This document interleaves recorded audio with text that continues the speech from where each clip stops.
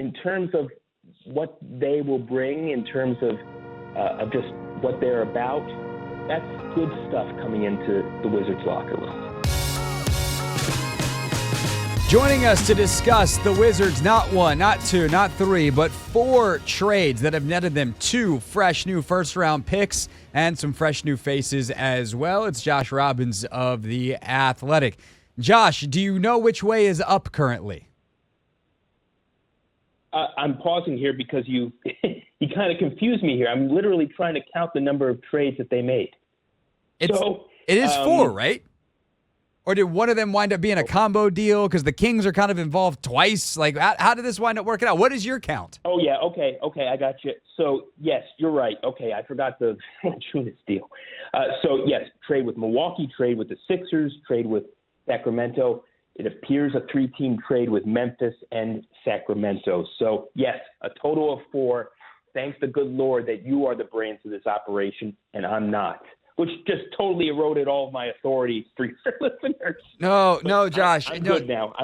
Okay, you're good, which is good. Josh is still the brains of the operation. The irony there, Josh, is I am notoriously terrible at counting/math. And so at least I got that part right. But we'll leave the analysis of these deals. You got it all right. To you. Let's go all the way back. Let's just go chronologically. Actually, let's do it before we go deal by deal. On the whole, when you look at kind of the picture of what Will and Michael and this front office was trying to accomplish, when you look at the work they've done here, what do you think they were trying to do and what do you think they accomplished? Well, I know what they were trying to do. I mean, they are trying to get as many incoming picks as they can, preferably first-rounders. They were willing to settle for young players who have some upside, and they clearly wanted to move off of Kyle Kuzma, Jonas Valanciunas, and almost certainly Malcolm Brogdon. And move off of any other expiring deals that they had. So it appears that they've moved off of Johnny Davis. It appears that they moved off of Marvin Bagley III. They definitely moved off of Patrick Baldwin Jr. So it's over the last 20 months, this has been a total demolition of the roster they inherited. When you look at Kuzma and Valanciunas, do you think that this was always the plan to trade them now? Or, I mean, I know Kuzma obviously had the public comments within the last couple of weeks here where he was kind of over the rebuild and made that known publicly, and perhaps that changed the dynamics. But, you know, they had these guys as like, hey, we need you to be a part of this. And, you know, especially Jonas signed up this summer knowing he would be a part of this in some way. Why did they want to move off of those two not questioning the validity, just trying to get the explanation of like why at this juncture for those two? With regard to Kuzma, there was a close and remains a close relationship between him and the Wizards front office, particularly Michael Winger. And they've been talking all along and for a span of 2 years as to what this would entail, the rebuild would entail. And basically they had an understanding. Thank you, Kyle, for being willing to be a part of this. Yes, we are re-signing you and you're going to earn millions of dollars, but thank you for committing to us. And when the time is right, we're going to look out for you to make sure that if you are ever sent somewhere, it's to a good spot. Having said all that, the team wants to bottom out. I don't care what anyone says publicly. They want to bottom out. They have to maximize their lottery chances, not just for this year, but for next. They want to give their youngest players, including Bilal Coulibaly and their 3 rookies whom they drafted this past year, as many minutes as possible. So this helps do that. In terms of Valanciunas, the whole league thought the Wizards only signed him in order to trade him. Whether that's true or not, I can tell you this. His value would never, at 32 years old or 33 years old, never was going to be higher this upcoming summer than it is right now. So this was the time to make these moves. And Kuz, I suspect some of his comments came having known that he was being moved with his blessing, probably. And he, like all the veterans in that locker room, while they had sacrificed, they are tired of all the losing, which, admittedly, they contributed to. So it was time to move on from them, time to try to get maximum value. And, yes, the argument can be made that the team should have traded Kuz last year at this time. They didn't. And they've moved on. Both sides have moved on, amicably. Josh Robbins, Wizards beat reporter for The Athletic, with us here on the Hoffman Show.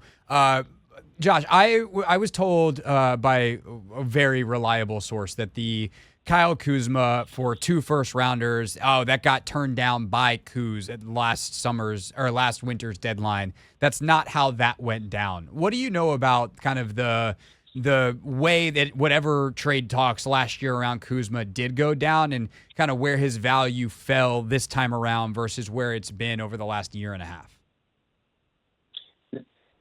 Great questions. No, so it has been reported elsewhere that the Wizards essentially turned down 2 firsts. That's not quite accurate.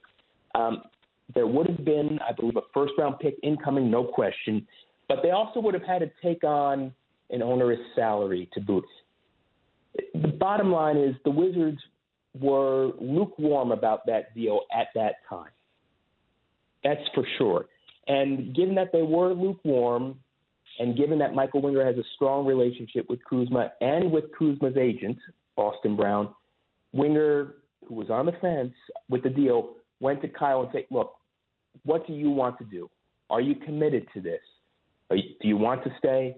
Kuzma said, yes, I'd prefer to stay rather than go to Dallas. And that was all Winger needed to hear.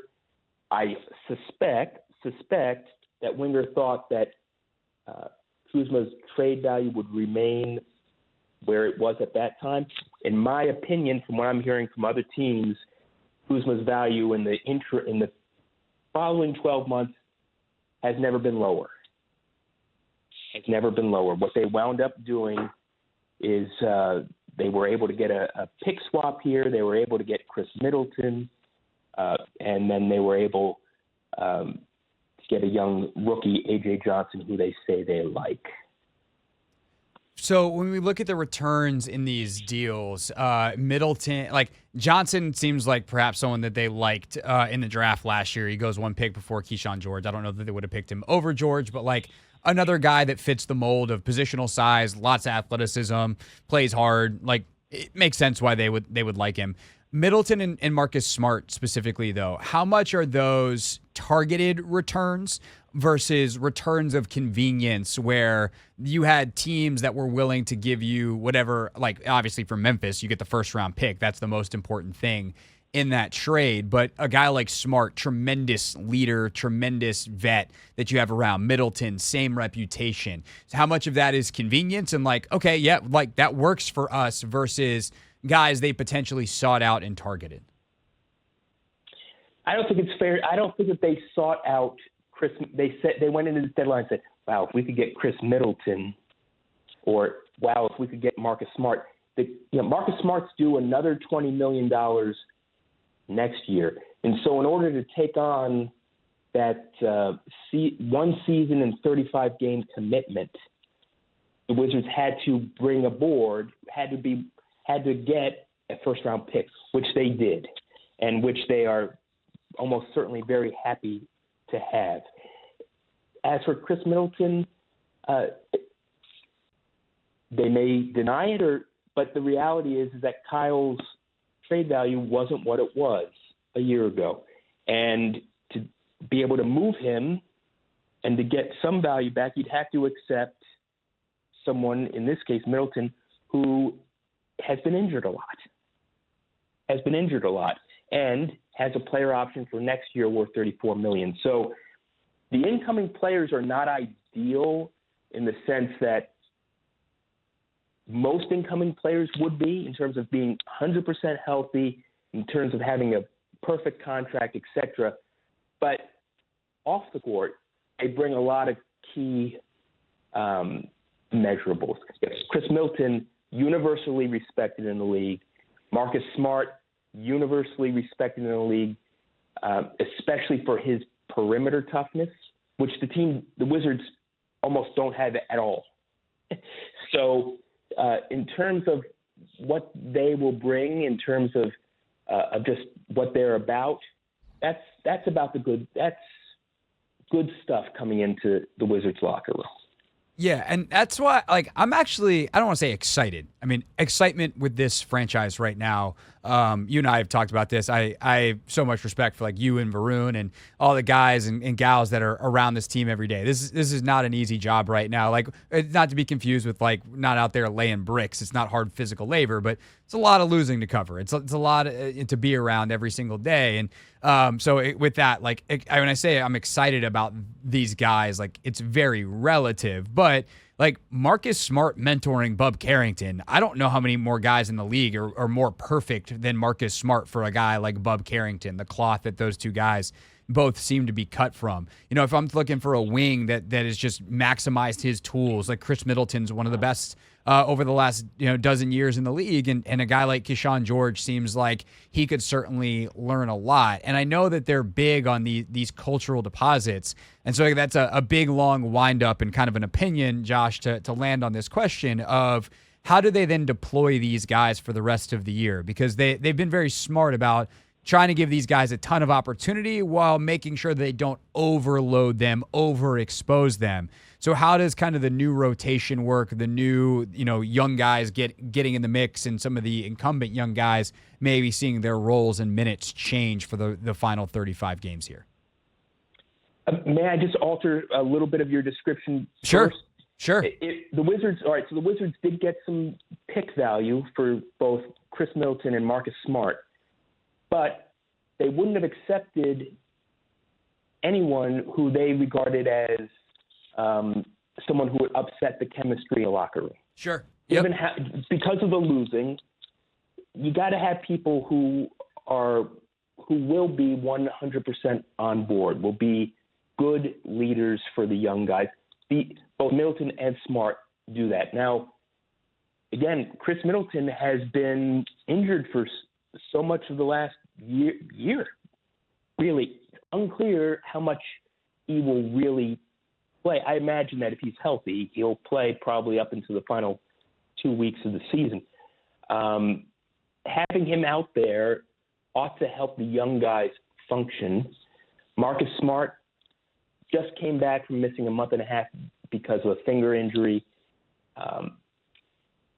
Your question is a great one. Right now, they have Jordan Poole as the starting point guard, no question about that. But they also have Marcus Smart now, plus Malcolm Brogdon. I find it very difficult to believe that they would block Bub Carrington and Keyshawn George's minutes, and even Bilal's minutes, by having those two veterans. This is speculation. I just want to say speculation, not reporting.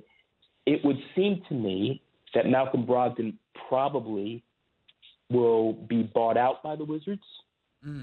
Probably, in which case that kind of reopens the playing time for these young perimeter players.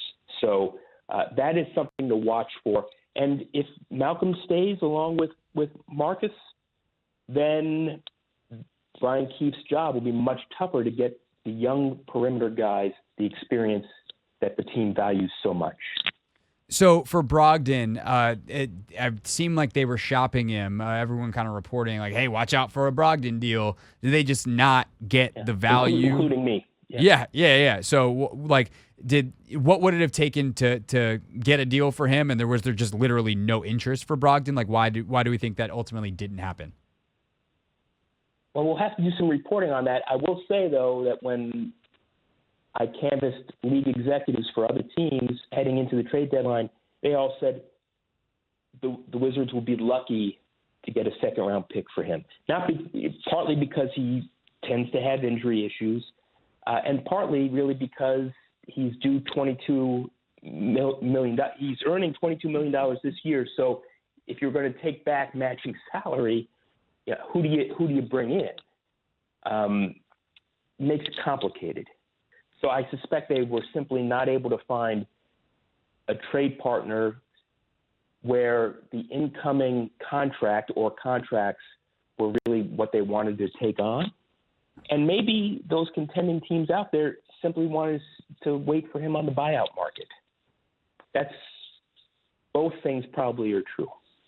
Right, and just for folks that may not fully be versed in the NBA CBA, relatively speaking, the contracts in and the contracts out have to match, at least in the current year. So the Wizards could have potentially gotten a guy who's making $22 million around there within the certain percentages this year, and had multiple years remaining, and been like, well, we'll eat that salary in exchange for also accepting a draft pick, but also, $22 million players are typically pretty useful guys. So that the contenders that Brogdon might be looking to go to might have not had a guy in that range that they actually wanted to give up, or the contract was so onerous for the Wizards that they did not want to take it back because they want to keep their flexibility moving forward. Last few minutes here with Josh Robbins. Josh, when you look at the draft picks that they've acquired here, how does this change their prospectus in the next two drafts, which are by most Draftnik standards pretty loaded, both at the top and there's some pretty good depth in both of these drafts as well?